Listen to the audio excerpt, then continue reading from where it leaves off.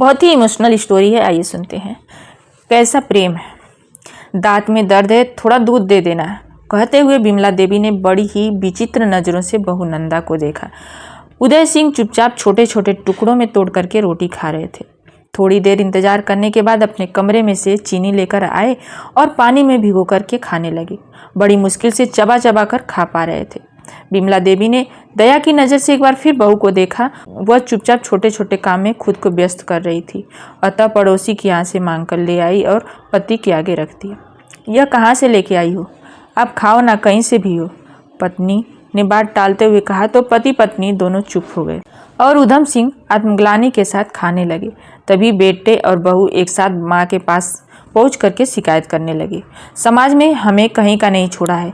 अरे हम नहीं थे तो भीख मांग रही हो। बेटे की अभद्रतापूर्ण व्यवहार से दुखी बिमला देवी रोने लगी। तो बहू नंदा ने कहा, एक तो चोरी, ऊपर से सीना चोरी है। उधम सिंह चुपचाप देख रहे थे और नतमस्तक होकर खाना खा रहे थे। बेटा बहू जली कटी सुना करके चले गए और उधम सिंह चुपचाप भोजन करके बिमला देवी को थाली दी और बिमला देवी ने थाली धो करके रख दिया और पलंग पे लेट गई। अतीत की स्याही जेहन में ताज़ा हो गई थी।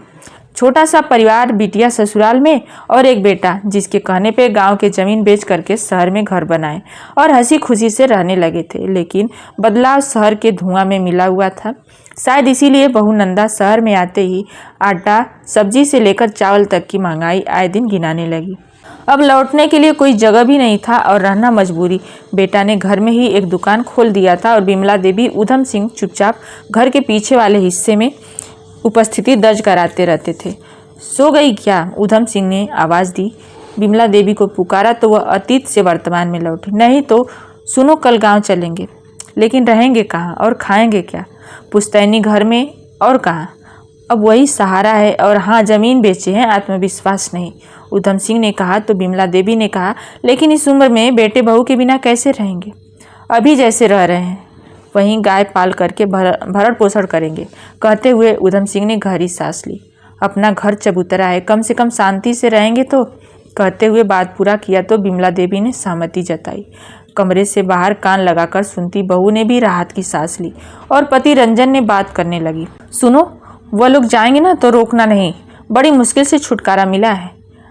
रंजन ने भी सहमति से आंखें झपकाई और घर में सबके सब सुख शांति से सो गए। लेकिन बिमला देवी सोच रही थी और अपने पति को निहार रही थी।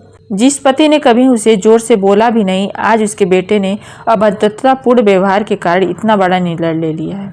अगर मुझे कुछ हो जाएगा तो ये कैसे रहेंगे? बिमला देवी की आंखें बंद ही बरस रही थी। वहीं उधम सिंह चुपचाप अंतसा में सोच रहे थे, मेरे जीवित में ही मेरी पत्नी दूसरों के घर से भीख मांगने जाए, यह मेरे नहीं रहने पे कैसे रहेगी? उधम सिंह भी चुपचाप बंद कमरों में रो रहे थे और दोनों की आत्मा एक साथ एक ही आवाज़ लगाई, हे भगवान, या तो साथ लेकर जाना या पहले।